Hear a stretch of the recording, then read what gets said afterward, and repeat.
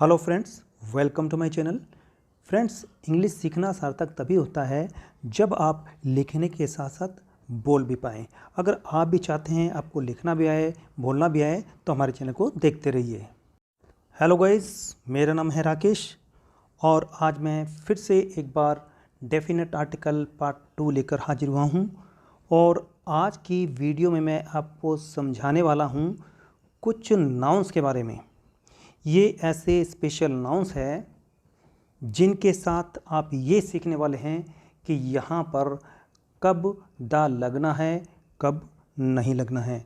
तो गाइस, एक बार मैं इनको आपको रीड करके बता देता हूँ कि ये कौन कौन से नाउन हैं।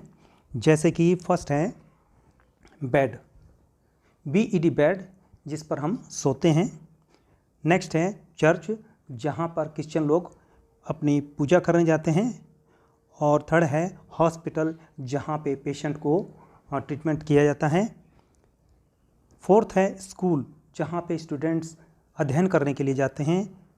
फिफ्थ है कोर्ट, जहाँ पर जस्टिस होता है, न्याय होता है। और नेक्स्ट है जेल, जहाँ पर क्रिमिनल्स को, अपराधियों को ले जाया जाता है।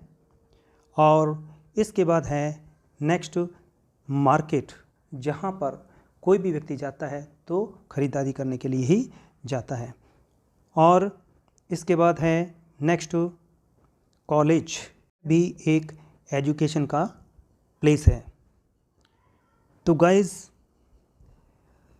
ये स्पेशल नाउन्स हैं जिनके बारे में मैं आपको बताने वाला हूँ। तो फर्स्ट पॉइंट ये है कि आपने ये ध्यान रखना है गाइस, ये नाउन्स जिन उद्देश्य के लिए बने हैं, अगर इनके उद्देश्य की पूर्ति होती है तो इनके पहले दा नहीं लगता। अगर ये नाउन्स अपने उद्देश्य की पूर्ति नहीं करते तो इनसे पहले दा लगाना ज़रूरी हो जाता है। तो गाइज़, यहाँ पर यही आपने सीखना है। तो फर्स्ट एग्ज़ाम्पल जो है मैं आपके सामने ये पढ़ने वाला हूँ। I go to bed at 9 o'clock। मैं 9 बजे सोता हूँ, अर्थात मैं 9 बजे सोने के लिए बिस्तर पर जाता हूँ। तो गाइस, जैसे कि ये बेड है, ये सोने के लिए है, तो इसका अर्थ ये है कि इसका उद्देश्य पूरा हो रहा है। तो यहाँ पे बेड से पहले दा की ज़रूरत नहीं है। लेकिन जो येलो सेंटेंस है इसको आप पढ़िए। The dog jumped on to the bed. कुत्ता बिस्तर पर उछला, यानी कुत्ते ने बिस्तर पर जंप लगाई। तो गाइज़, ये बेड जो है डॉग के लिए नहीं होता है, ये हमारे सोने के लिए होता है। तो इस तरह से यहाँ पर ये बेड का उद्देश्य पूरा नहीं हो रहा है, तो बेड से पहले दा का लगाना ज़रूरी हो जाता है। चलिए नेक्स्ट एग्जाम्पल की ओर हम आगे बढ़ते हैं।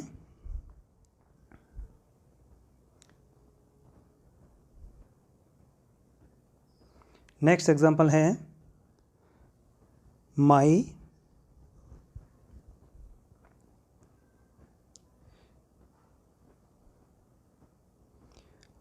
यंगर ब्रदर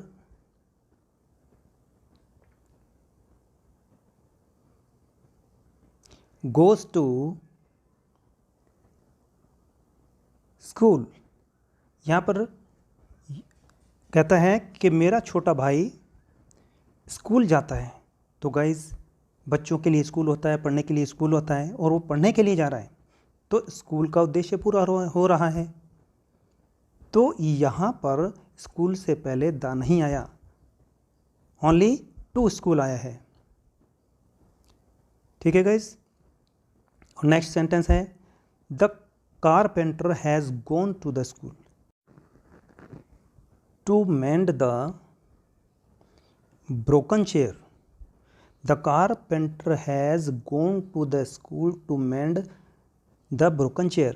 अर्थात कारपेंटर जो है टूटी हुई कुर्सियों को सुधारने के लिए स्कूल गया है। तो गाइस, कारपेंटर के लिए स्कूल नहीं है, क्योंकि इस उद्देश्य की पूर्ति नहीं कर रहा है, तो इससे पहले दा का यूज़ हुआ है। क्योंकि स्कूल होता है स्टूडेंट्स के लिए, टीचर्स के लिए, पियोन के लिए, प्रिंसिपल के लिए। अगर ये अपने उद्देश्य की पूर्ति करता है तो दा नहीं लगता है, और यहाँ पर दा इसीलिए लगा है क्योंकि इसकी उद्देश्य की पूर्ति नहीं हो रही है। Now we are going to the next sentence.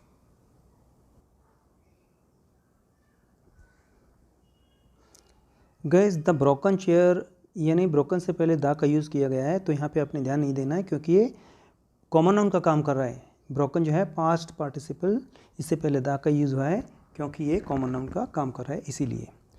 तो चलिए नेक्स्ट सेंटेंस है, the thief was sent to jail। क्योंकि जेल जो है वो थीफ के लिए होता है, डेकोइट के लिए होता है, रॉबर के लिए होता है, क्रिमिनल्स के लिए होता है। तो इट मीन्स जेल जो है अपने उद्देश्य की पूर्ति कर रहा है और इससे पहले द नहीं आया है। और अगर कोई अदर पर्सन जाते हैं जेल में जिनके लिए जेल नहीं बना है तो द का आना ज़रूरी है। जैसे his wife goes to the jail. His wife means thief की वाइफ, थीफ की पत्नी। His wife goes to the jail to see him every Sunday. यानी उसकी पत्नी हर संडे को उससे मिलने के लिए जाती है। इट मीन्स चोर की पत्नी। तो गाइस यहाँ पर जेल से पहले दा का यूज़ हुआ है येलो सेंटेंस में, तो नोट कीजिए guys. Next sentence, next example, he has gone to market. He has gone to market, वह बाजार गया है या वह बाजार जा चुका है। तो गाइस मार्केट जो है, अगर वो मार्केट में कुछ खरीदने के लिए गया है तो टू मार्केट आएगा। ठीक है, कोई भी व्यक्ति मार्केट खरीदारी करने के पर्पज़ से जाता है तो वहाँ पर मार्केट नाउन की उद्देश्य की पूर्ति होती है, तो मार्केट से पहले दा नहीं लगेगा। लेकिन नेक्स्ट सेंटेंस देखिए, there are many shops in the market. यहाँ पर मात्र यह बताया है कि बाज़ार में इतनी दुकानें हैं, यानी बाज़ार में बहुत सी दुकानें हैं। तो गाइस यहाँ पर मार्केट शब्द की उद्देश्य की पूर्ति नहीं हो रही है, तो इससे पहले दा का यूज़ हुआ है। इन सेंटेंसेस को समझकर आप अपनी तरफ से और भी सेंटेंस फ्रेम कर सकते हैं। बस आपको चाहिए पेशेंस और समझने की ज़रूरत है आपको। अगर आपके ये सेंटेंस समझ में आ जाते हैं तो आप और भी सेंटेंसेस बना सकते हैं। जैसे कॉलेज का है, कोर्ट का है, जैसे कोर्ट में क्रिमिनल्स जाते हैं और लॉयर्स जाते हैं तो वहाँ पे टू कोर्ट आना चाहिए, और अदरवाइज़ कोई अदर पर्सन जाता है तो टू द कोर्ट। इसी तरीके से कॉलेज का सेंटेंस बनेगा। तो गाइस आप खुद इस पर कंसीडर करके सेंटेंस फ्रेम कर सकते हैं। तो चलिए कुछ और मैं आपके लिए एग्जांपल्स बता देता हूँ। गाइस यहाँ पे मैं बताने वाला हूँ कि कुछ नाउन्स ऐसे भी हैं जिनके पहले दा तो आना आवश्यक है। यहाँ पर हम दा को नेगलेक्ट नहीं कर सकते। तो ये कुछ वर्ड्स हैं,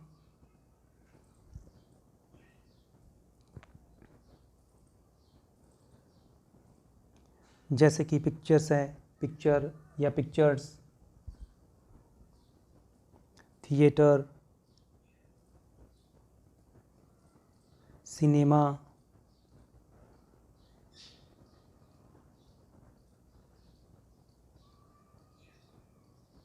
रेसेस,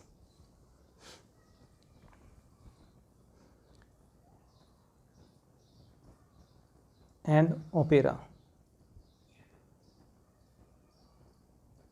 तो ये कुछ ऐसे वर्ड्स हैं, इनके पहले दा का आना ज़रूरी हो जाता है।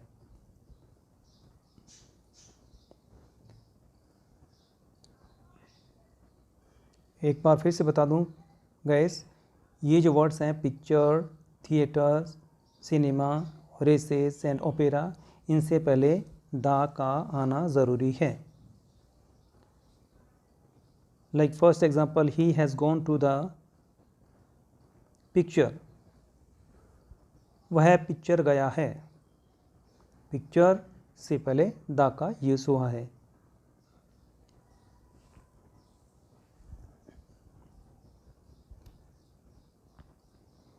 Next,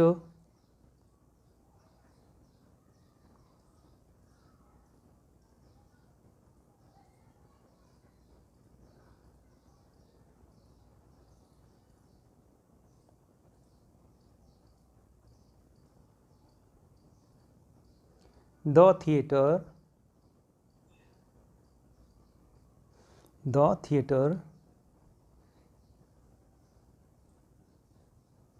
is very big in this city, इस शहर में थिएटर बहुत बड़ा है। These sentences are very easy to be understood, so guys pay attention more and more. Now we goes to the next example. They all have gone to the cinema. They all have gone to the cinema right now. वे अभी अभी सारे के सारे cinema गए हैं, या वे सभी अभी सिनेमा गए हैं।